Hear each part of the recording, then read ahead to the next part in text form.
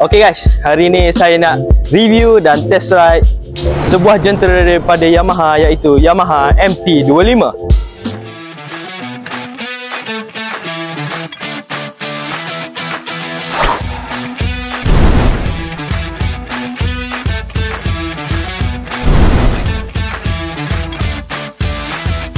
Okay guys, Yamaha MT-25 ni, dia punya position ride, cara duduk, cara penerangan dia tak ada beza sangat dengan Kapcai. Cuma beza dia hanya di sisi dia.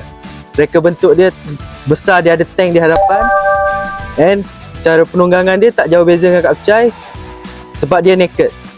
Okay guys, untuk motor ni, kepada para pengguna kan, untuk ketinggian anda boleh lihat seperti saya 170 lebih, so tak ada isu. Dia akan menjadi isu apabila tinggi kita 165 ke bawah, mungkin anda akan jengkit-jengkit sikit kan. So untuk 165 cm ke atas tak ada masalah. Okay guys, motor MT ni saya nak cakap untuk budak-budak muda mesti dia suka punya. Design dia menarik kan, sporty, nampak garang. Bila lalu atas jalan tu semat siut dia lalu. Okay guys, saya nak tunjuk dia punya lampu Okay, ini dia punya lampu depan. Nampak? Dia ada lampu tinggi. Nampak? Dia ada signal.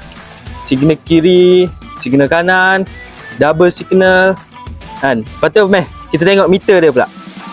Okay, meter dia guys, nampak? Simple, sporty, senang untuk kita faham. Design cantik.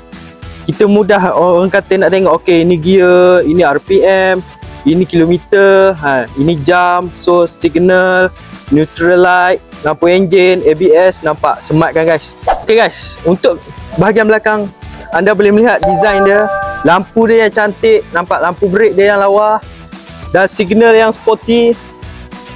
Ketinggian nampak smart daripada belakang. Bila kita tengok macam orang kata ala-ala superbike, nampak cantik.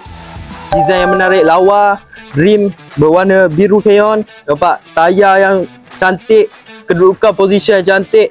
Woi, ni kalau budak-budak muda beli, smart tu. Okay guys, design kita dah cerita, ketinggian kita dah cerita, apa punya design, masalah apa semua kita dah cerita. So sekarang apa lagi guys, kita test ride lah guys, come on.